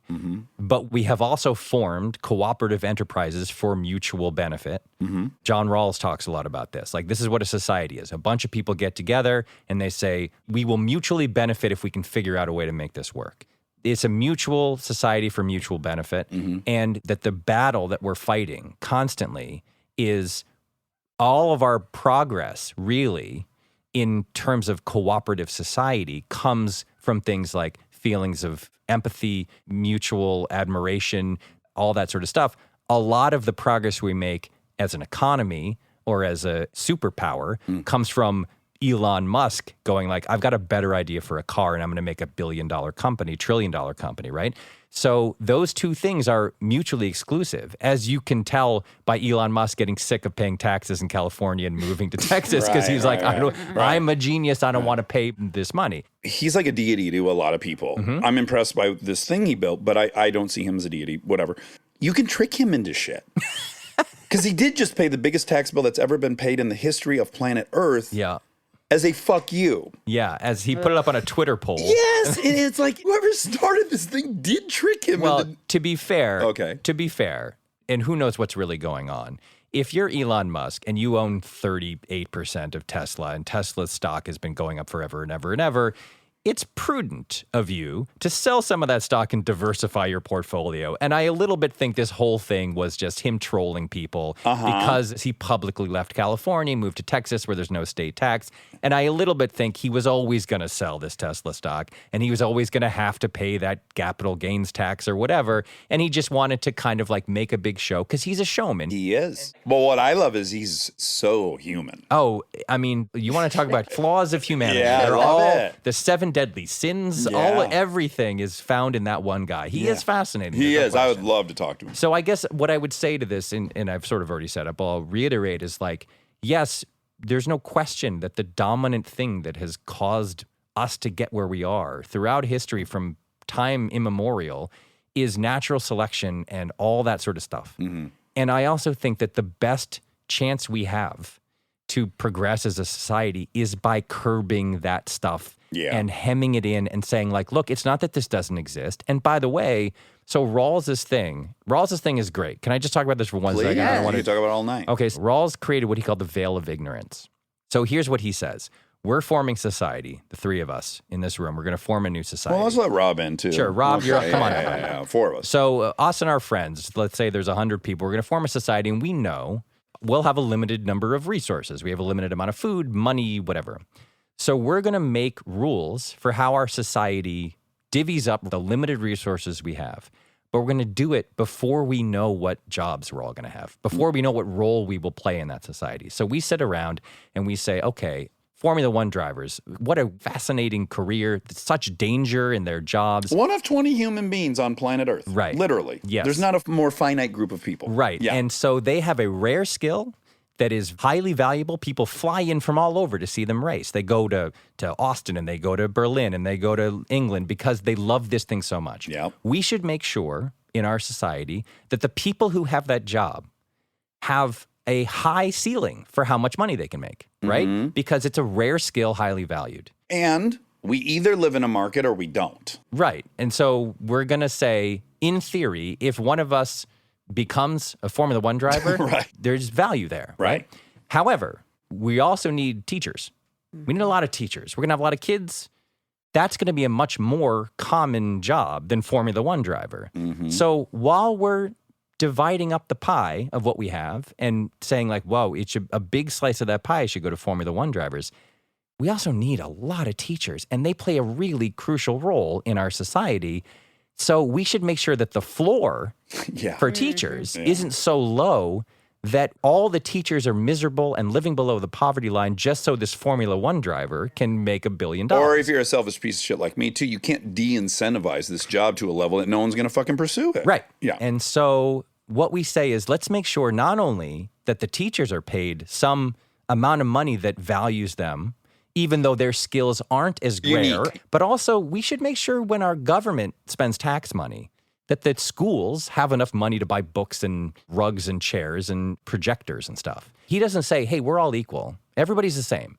And we're going to treat everybody the same because that's nonsense because of evolution and natural selection. So what he says is we figure this out and then we walk through like basically a magic portal and we're ascribed a set of attributes, genes and hand-eye coordination and intellectual ability and also flaws, dyslexia or a clubbed foot or whatever. And you don't know what you're going to get.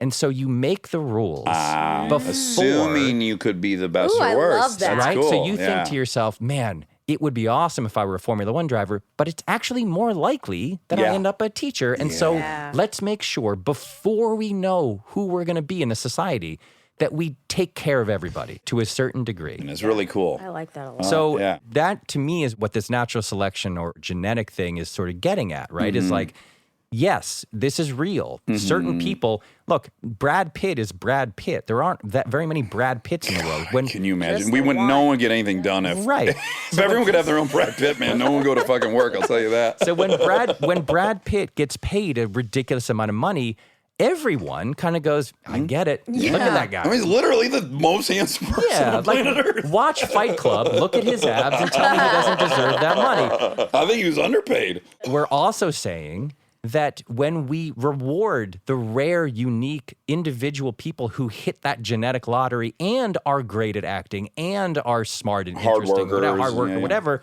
that we haven't left everyone else behind while we value that person. Yeah. It's a really interesting theory, and it was I like that. It was an answer to essentially to utilitarianism, which is kind of trying to treat everyone the same and everyone's happiness the same. And as Rawls puts it, it doesn't take seriously the distinction between people. Yes. So what you're bringing up here is there is a distinction between people. We have to acknowledge that. Right. It's just reality. It's just reality. It's where we live. You walk out your door and you see it. Yeah. So when we design our society and we decide how to treat people, let's make sure that while we're allowing for and even celebrating the distinction between people and among people, that we're not saying some of these people, we're just going to leave them behind and not care about. Right. Because I might be one of those people. Yeah. Yes, you might walk through that door and be a subsistence farmer in Guatemala. And then if you made that rule where you were like, let's roll the dice and hope I'm a Formula One driver, you're going to be really sad that you made that rule. It also takes into account luck, what we were talking about. Like, it's luck, the traits we've been given and the family you're born into and all of it. Yes. And Dwayne Wade sitting in the seat you were sitting in 3 weeks ago. And I'm looking at this guy and I'm like, this human is much more valuable than me. I mean, as a fucking human being, I mean, the beauty, the physical prowess, the intelligence. I'm just looking at him and I'm like, yes, this human is more valuable than me. But like, if an alien was looking at us, they're like, oh yeah, that guy's way more valuable. He walked through the magic portal, came out the other side, Dwayne Wade, and was like, all right, let's do this. Let's have some fun. That's great. And then you already said the only other point I wanted to say, and I just wanted to reiterate that I think this is what in the past has angered people about Gwyneth Paltrow, and I'm a great defender of Gwyneth Paltrow. I really like her, and I think she is in pursuit of being a good person and being a healthy person. Sure. And I think she sometimes leaves out the disclaimer, I have the bandwidth to do this. Sure. Right? And so I think a book like this could potentially be off-putting to people who would probably say, you cannot ask me to worry about the fact that in 2050, it's going to be 1.6 degrees warmer here. I literally can't heat my fucking house. Right. And I have children. And so, but you already addressed this, but I just want to acknowledge, like, it is a huge luxury and it's a bandwidth thing and it's a being safe first. I mean, it's the fucking airplane, put your mask on, then put a mask on someone else. Right. Even Bill Gates says that at the beginning of his book, which is to get to zero emissions. He's like, the people who have the ability are much more responsible than the people who aren't. Like, no one's saying we can all do this equally. So I have two things to say about this. Okay. My favorite theory, which we talked about on The Good Place a lot, it's called contractualism. Okay. Here's what contractualism says. It's this guy named T.M. Scanlon. He was a contemporary of Rawls's at Harvard. I was there when he was there, never took his classes. I'm furious about it. Yeah. So here's what it says. Forget about us forming society, the four of us. Now we are fighting. We're at war. Rob and I are on one side. You two are on another side. And You guys are fucked, by the way. We are fighting. It's a trench battle. Our trenches are 50 yards apart. We've been firing our guns at each other and launching mortar shells and throwing grenades for 3 years. It's freezing cold. We have no food. We're out of fuel. We're about to die. We call a truce. We get together. We say, we have to figure this out. We've got to figure something out. We have to figure out a way to live together or we're all going to die. Here's how we do it. We sit around a table. We start pitching rules for our society. Everyone at the table gets a veto. If anyone vetoes the rule, it's not a rule. So we start with, we should all not murder each other. Anyone veto that rule? No, why would anyone veto that rule? Of course we shouldn't murder each other. None of us should break into the other's house at night and steal all the stuff in their house. Would anyone veto that rule? No. And we just brick by brick. We just build up brick by brick. What can we agree to? His thing is, if everyone is being reasonable, if everyone is a reasonable person, which we probably will be because we just all almost died in a trench. Yeah. We will find the minimum that we need to survive. So he basically is setting up, not like, let's make a perfect utopia. Let's just find what's the minimum that we can just agree to so that I leave you alone and you leave me alone. And when we need to, we help each other in certain ways. I have to make minimum sacrifices. Yes. Yeah. You are giving up the least amount that you are willing to give up, and I am giving up the least amount that I'm willing to give up, and that's where we meet, right? Yeah. So on the book, I asked this question. Should you return the shopping cart to the rack after you go grocery shopping? I don't have the answer to this. I've been in a 3-year debate about this. So sometimes there are employees walking around the parking lot and you're like, well, that seems like that person's job. And sometimes there aren't. And then you're like, well, what do I do now? Right? The rules are very unclear. Here's what I end up arguing, essentially. Let's say you go grocery shopping, you unload your groceries, and it's really hot, you're miserable, and it's a crummy day, and you think like, I'm just going to leave this thing here and disappear. Sure. I'll leave it in the parking spot, and then I'll just leave. And like, is the world going to come crumbling down? No, of course it isn't. But then you imagine contractualism, right? Just think about contractualism for 1 second. We're all sitting around the table.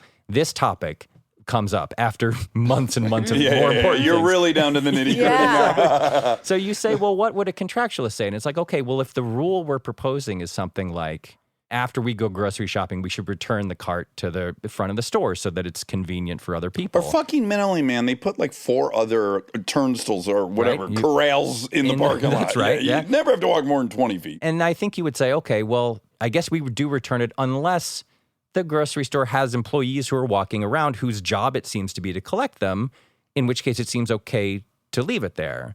We would probably all agree to that. That seems pretty reasonable, right? But then you think, if you're me, Mike Schur, you think, my grandfather always told me to put stuff back where I found it, right? And I also think I'm really lucky that I have the money to go to Trader Joe's and spend $216 on a bunch of Brie weird cheese. and like weird tortilla chips and stuff without it affecting my life in any way. That puts me in the top 0.1% of humans on earth who can afford to do this. And then I think the job of collecting these carts is a crappy job. Like, it's people are outside, they're on their feet, their shifts are probably 8 hours long, they're probably not paid very much. If I return my cart, I'm making that employee's job 1% easier. Yeah. And then you think, if I return the cart now, someone's driving in behind me and they have to go shopping and they might be in a hurry, and it will be more convenient for them to find a cart right at the front of the store instead of walking through the parking lot looking Or there's for no one. fucking spaces open because every asshole left the cart. Or you try to pull in and there's a cart there. Or you try to pull in and the cart that's still wobbling for me leaving it there dings their car and they have to spend $836 on a new bumper. Then you got to write a goddamn TV show again about it. So basically, the amount of difficulty to my life is minuscule. Yeah. To just run it back over, there's 20 yards away, run it back over, put it away. And the amount of potential happiness that it could add to the world is pretty substantial in a weird way. And then you think the final thing is, I have the luxury of even asking this question. I have a car that has gas or electricity in it. I bought these groceries without thinking twice about it. There are so many people for whom that is not the case. So if I even have the luxury to mull this over, and by the way, I'm thinking about philosophy that I studied when I was at Harvard. Like the amount of stuff that's gone right for me in this moment is self-evident. Yeah. So I should probably run the cart back over, regardless of whether there's an employee walking around in the parking lot. Yeah. Now, the key, and the reason I bring this up is, for another person in a different set of circumstances, that is not the case. That person is an ER nurse who's been dealing with COVID patients 18 hours a day, 6 days a week for 2 years and is miserable and is underpaid and exhausted and has kids at home and is run to the grocery store in the 6 hours that he has off from his shift as a nurse to just barely get home and feed his kids and go to sleep and wake up and do the same thing tomorrow. See, that was textbook Mike Schur. I know, there. he made it a he. Yeah, I fuck heard him. it too. That's the exact fucking thing. Fuck you. That's exactly what Kristen would be changing her pants over. So fuck you. I Oh, heard the it. male nurse. The Okay. point continue. is, Dax, that person doesn't get to do whatever he wants. Right. He doesn't get to run wild and like Steal the groceries. Yeah. and steal the cart and the key or car for no reason. Yeah. He has to fall back to that contractualist rule that we all agreed to. Yeah. And if he follows that rule, that minimum rule that we all agree to, that is fine because the circumstances of his life and his surroundings are so much harder than mine. This is a very long-winded way of saying we all have to agree to certain things just to keep this society chugging along. Yeah. And then what you should do scales up depending on how lucky you are, how fortunate you are, and how much extra time you have to even care about this. So this is the second thing I was going to say. Did you see Don't Look Up? Yes. Yeah. I really loved Don't Look Up. Yeah, I'm it's not great. sure. It's It's great. controversial. It's Some great. people didn't like it, but I really loved it. I thought there was one thing that I would have added to it, and it's exactly what you brought up. What I would have added to it is a moment where either Leonardo DiCaprio or Jennifer Lawrence was yelling and screaming, there's a meteor coming towards Earth. It's going to hit us in 7 months. And I would have had one person say, what do you want me to do about it?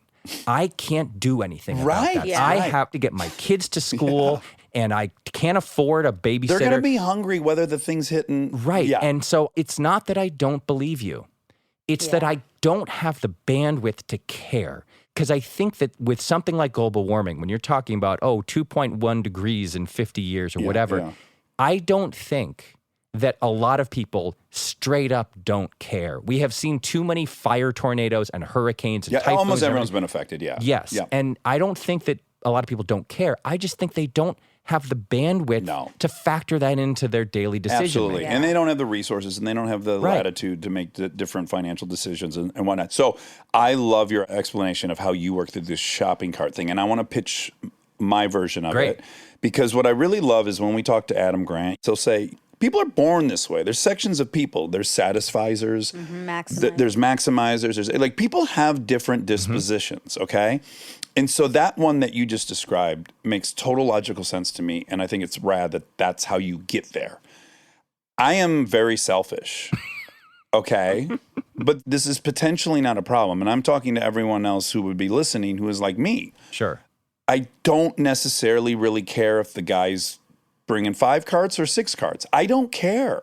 Like, fuck, I had shitty jobs. I was a fucking roofer and a car washer. But I'm writing a story of my life. And the thing I want most in this story is self-esteem. I want to like me. I want to like the person, the lead character, right? Sure. And it's as simple as this. When I leave the cart, I drive away feeling one way. And when I walk it back, which was inconvenient and I didn't want to do it, I'm fucking proud of myself and I gave myself some esteem. And I'm in search of esteem. Right. So I do it for me. I want to be a person I like in the story. Sure. And very simply, if I drop the minuscule piece of trash on the ground, I fucking stop. I gotta goddamn work through it. I mean, it's literally, it might take me 5 minutes. Yeah. And then I go back and I go, because I know tonight I'll remember I didn't pick it up. Yeah. And I have the type of conscience where I will not like myself as much. And- so yeah. you can also just go about it selfishly and go like, what character do you love in movies? Which one do you Right. want to be? Which one will make you feel more like the hero? Yeah, and by the way, that is not a bad reason to behave ethically. It's a perfectly fine reason. Like, I don't even think of it as selfish. What you're saying is, I like myself better. I feel better about myself when I do the tiny right thing instead of the tiny wrong thing. Yes. It's more fun to feel good about yourself instead of like sitting at home thinking like, I'm such a lazy asshole. Why didn't I just pick that thing up? Like I legit haven't littered in like 7 years. And it feels great. Thank you. Thank you. Good job. Yeah. It feels great. Yeah. I didn't think that was in me. I When I was a kid, I tell this all the time. It's like, I don't think young people understand when we grew up.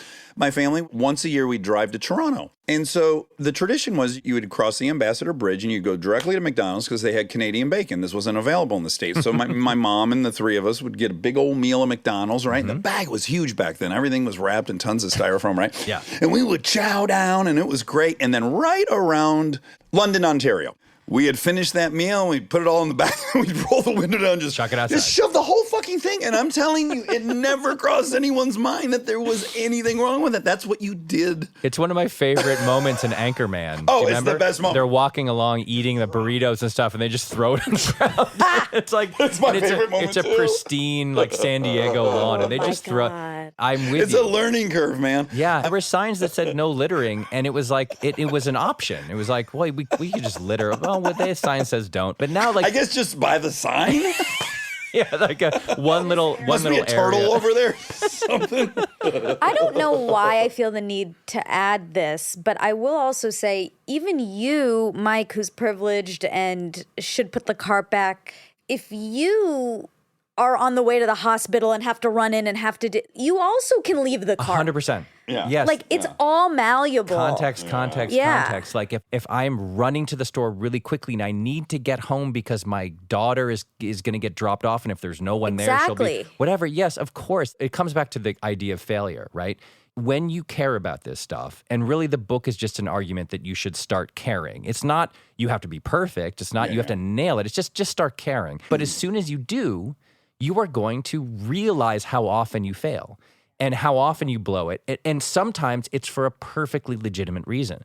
Sometimes you are going to not return the cart, even though there's no employee walking around collecting them, because you just can't in that moment. Yeah. And that's okay. It doesn't undo your project of trying to be a good person on earth when you fail. The way I write about it in the book is get the receipt for that transaction and pin it up on your wall in your cubicle. And just a reminder, like, oh, I remember that. I blew that. Next time I'll try to do better. That's really all that can be asked of anyone. Well, that's a big AA saying is we claim progress, not perfection. Yeah. And it's key. I always think about it at the airport when the bin goes through with your purse and then they're just stacking up, and I'm always like, who are all these assholes not putting the bin back in the little holder? But then I'm like, yeah, maybe they're late for their flight.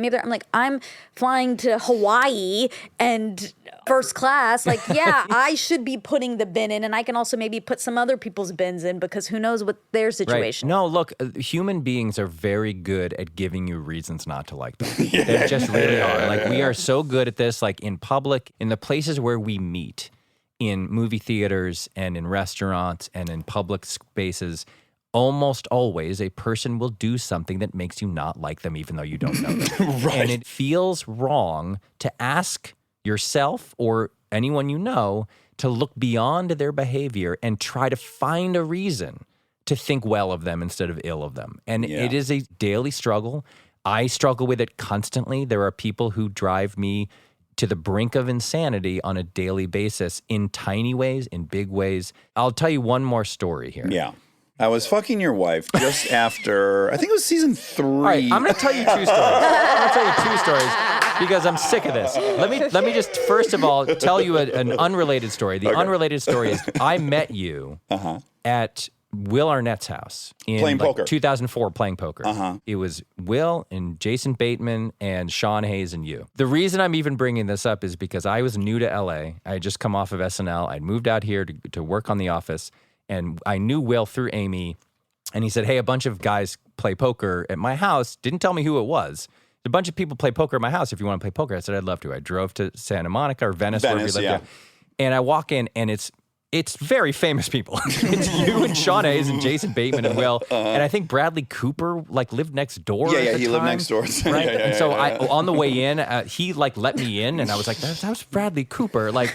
So I've never been more nervous and intimidated in my life than that night. I swear to God. Even after 6.5 years at SNL, because SNL is, you're meeting a new famous person every week, but it becomes wallpaper. But you have an identity there. Right. This is my home turf. That's right. Suddenly, I'm in a private arena with 5 people, only one of whom I know is a friend of mine, but all of whom I know from entertainment. Yeah. And the 5 of you were the funniest, most intimidating people in your natural habitat that I have ever seen in my life. Oh my gosh. I was terrified. I barely spoke. I barely said a word. I at one point tried to make a bet and then got too scared and just folded.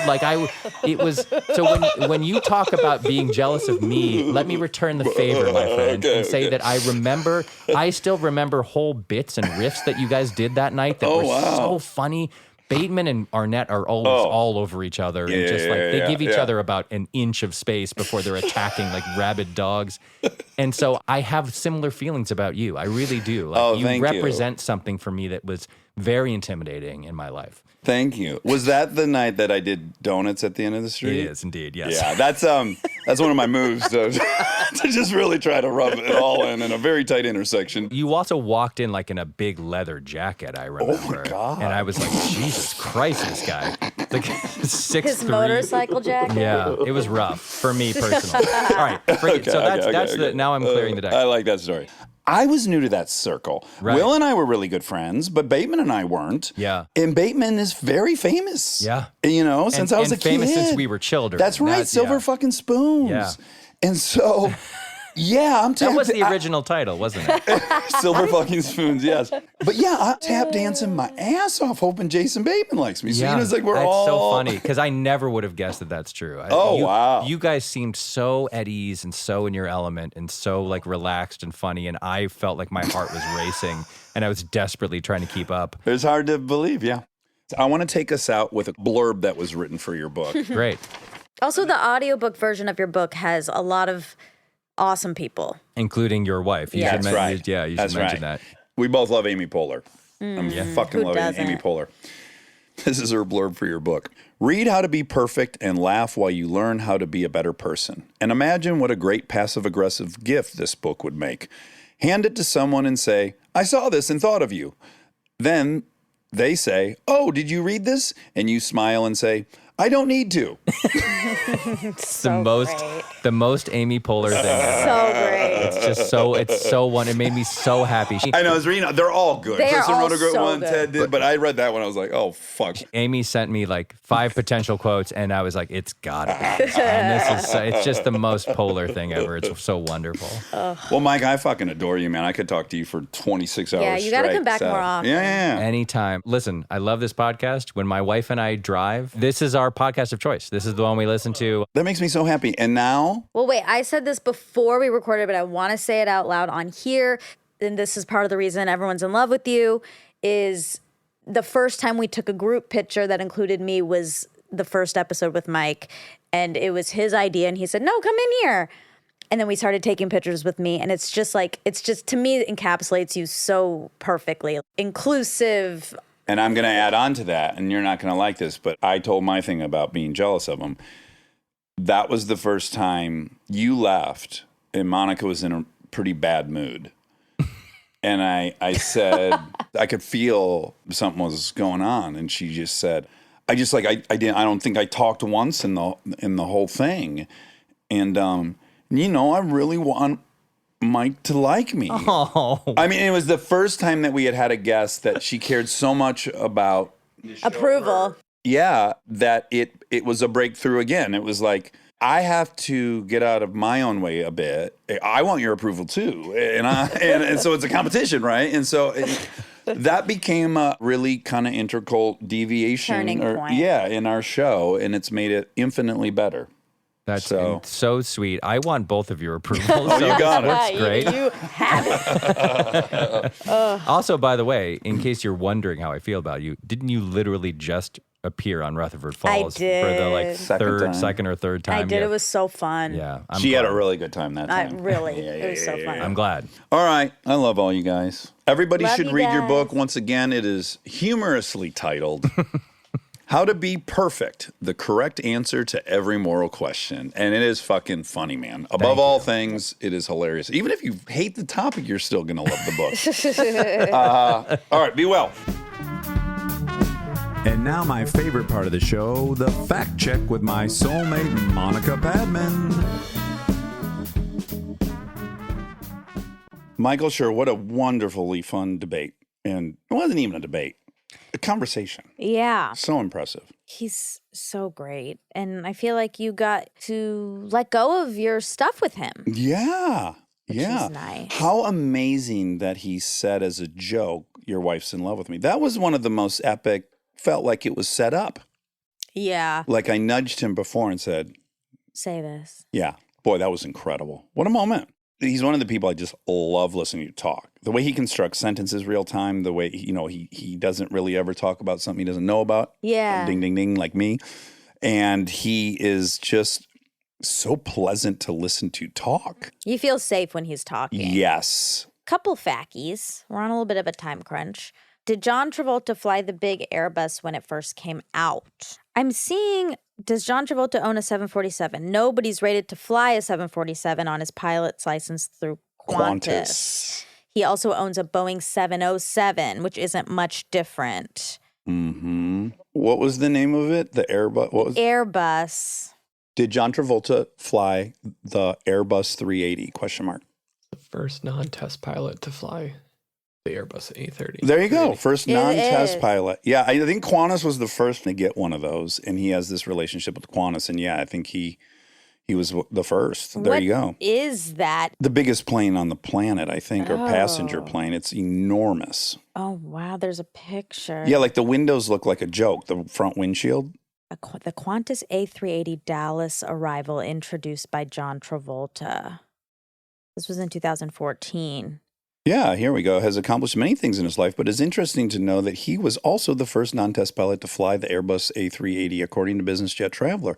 The publication asked him how this came about, and Travolta said that Qantas chairman of the board asked him, "If I could finagle a test flight for you, would you want to do it?" I said, "Are you kidding?" She wasn't. With an exclamation point. Wow. Yeah. You know, he lives in this, he lives in like Central Florida, I believe, in an airport neighborhood. Everyone There's in such a thing. Yes, everyone in the neighborhood is a pilot, and everyone has a hangar at their house, and then there's a community airstrip. And I think they complained a bit that he was flying way too big of airplanes in and out of there. Of course he is. I think as he was probably landing, he's like, "I got chills, the multiplying." Oh, you know, I Hate that do song. not like Grease. Yeah. I do not. Yeah, it's not for you. No. It's pretty dated too. Yeah, I bet. Did she put up a fight? Yeah. Yeah. Oopsies. That's not great. I never liked it. My brother, when he was little, loved the Grease soundtrack. Lightning. Oh, the soundtrack. So much. And we did one road trip. I don't remember where. Maybe Asheville. We're going somewhere, and we had to listen to this one song because we didn't have like headphones at the time. So we just had CD player in the car Grease on Lightning? repeat. It wasn't Grease Lightning. It was Interesting. like That's what got me through Grease as a kid. Is there's at least a car chase scene, car race. oh, he had never seen the movie. Oh, just love the. It was just the soundtrack, and it was just this one song. That's me in Singles. Favorite. What's Singles? Favorite soundtrack of all time, a 90s movie. I think Ben Oh. Stiller might have directed it or something. Never saw the movie. Favorite soundtrack to ever exist. Wow, there you go. Yeah, it was See? like a great crash course in the early grunge bands of Seattle. Oh, It's neat. tremendous. Cool. Cameron Crowe. Cameron Crowe. There we go. Neil. Ding, ding, ding, Neil. So I dropped something off at Pari's house yesterday, Yeah. and his son Neil was there to help.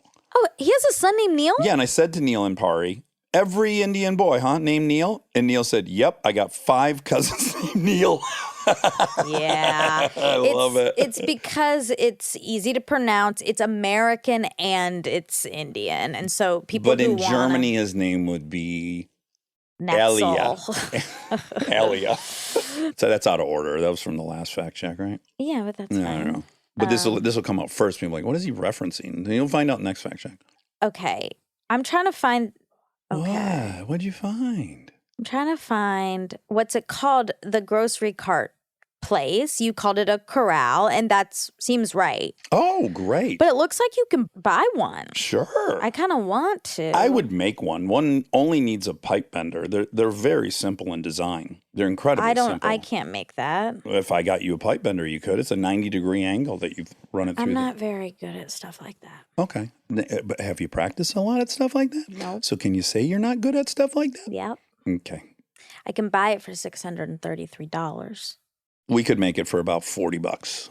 Mm. I guess we could also probably rent a pipe bender. I bet they're for rent. There's a lot of tool rental places.